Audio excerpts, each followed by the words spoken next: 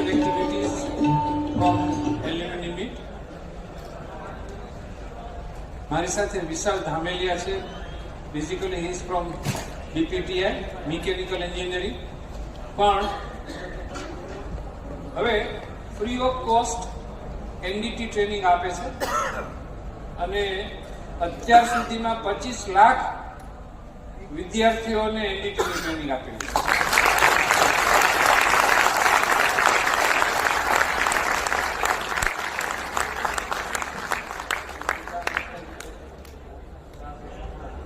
Offline 4000 પૂરા કર્યા.